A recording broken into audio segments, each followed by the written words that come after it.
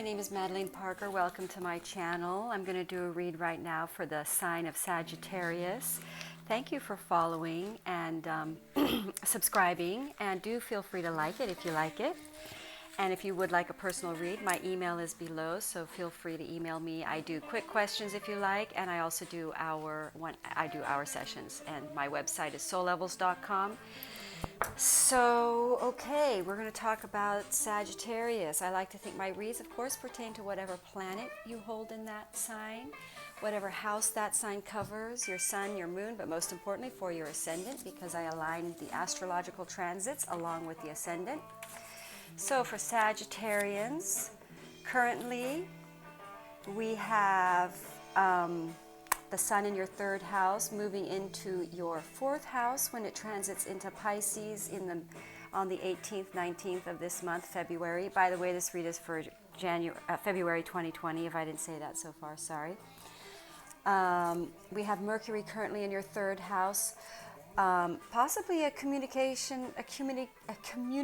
period for you guys right now, like a lot of emailing, texting, social time, and I have to say I am Sagittarius, I would agree with that. And then we've got Mercury in your third house right now. Again, same thing, a lot of communication, email, talking. I would have to say that is correct. Now we have Mercury on Monday though, moving into Pisces, into your fourth house. So that could be kind of an more inward period of introspective at home, connecting to higher realms, possibly more of introvert period coming up for Sagittarians when those transits happen. Then we have Venus moving into Aries, which is going to be for Sagittarians moving into your fifth house. That could be romance, activating your romance and relationships, or creative projects with relationships with Venus, or things you just love, a creative project you love. And then we have Mars transiting into Capricorn so that's going to put Mars in your second house of finances. Good money time for Saggies. Probably pretty hard work. That might be why there's this 12th house and Mercury going into the fourth house. Maybe things are going to be more focused and hardworking. Saturn in your second houses, and Jupiter in your second, Saturn in your second. So we've got this Capricorn energy, so it's sort of long-term reestablishing new grid, new build, new start, releasing old ways of making money, developing new ways, more in the light of being of service to the greater whole on a spiritual guru light way for Jupiter. And then we've got this moon coming up in Leo at 20 degrees, this full moon, and that's going to be your second house.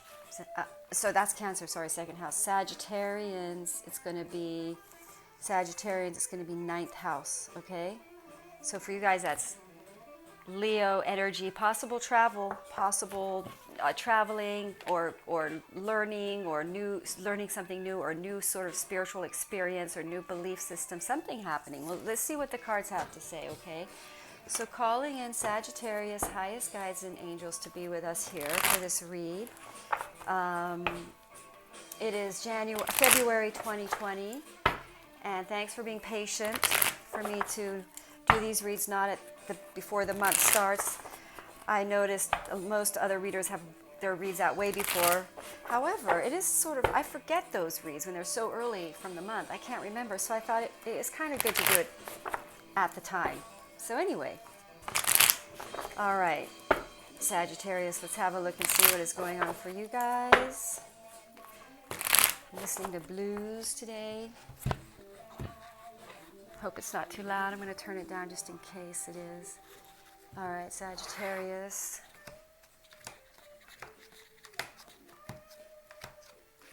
Wow. Did we look at something in this? Oh, that fifth house. Yeah, it's that fifth house transit coming in here, and your Venus going into the fifth house. Oh my gosh, you guys. That's going to be strong. And then Leo is all about, romance and passion. So this could be an interesting time for you Sagittarians. New beginnings in a co-mission involving your true mate. A lot of people are getting these reads But for Sagittarians, it is a for shizzle read. In other words, this seems quite like a clear read here.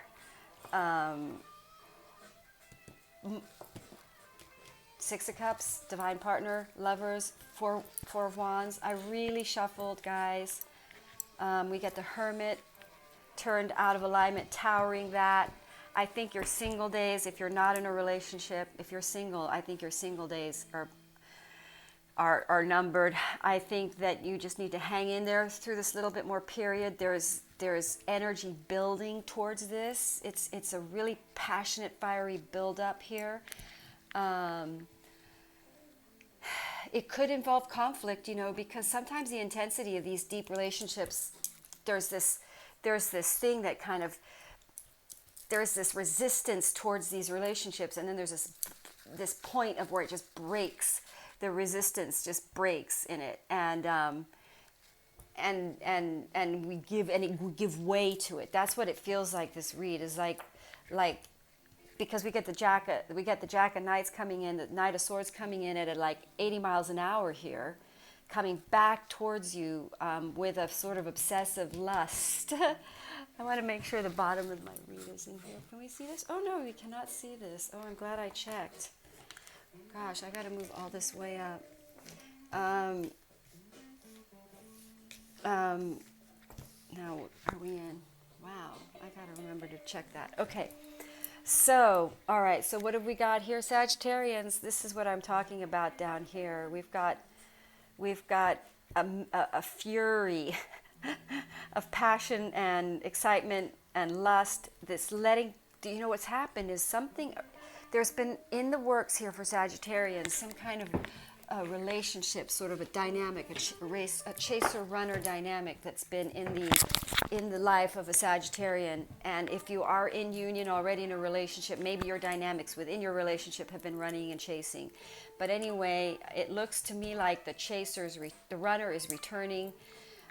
This is going to put, because the Sagittarians up here, starting at the beginning of the read, have been possibly this is over a relationship that they really feel they've lost, and that has triggered a lot of triggering in them, and has been very painful and depressing. And I think there's quite a depressing energy around it still for some Sagittarians, but yet you really are, something's going to happen that shifts you out of that place, and opportunities coming in and offering a new fresh start. This is divinely supported. This is a divine relationship. Look at that divine relationship, the divine.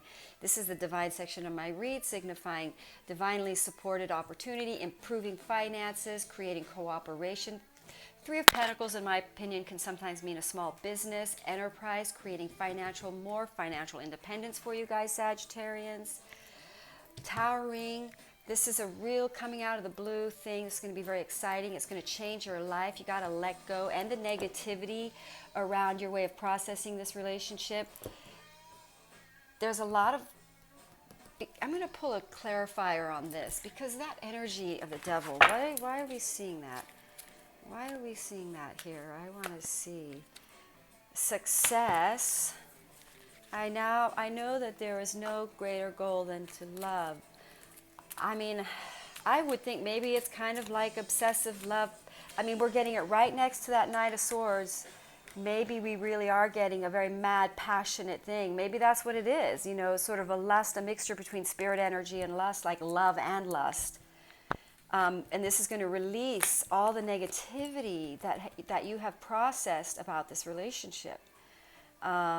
This is ending your single days. This person has awoken.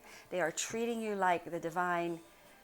Either you, if you're feminine watching this, you will be treated like the queen. If you're a masculine watching this, this queen is, this feminine will be the one you want to treat like a queen, will be your queen.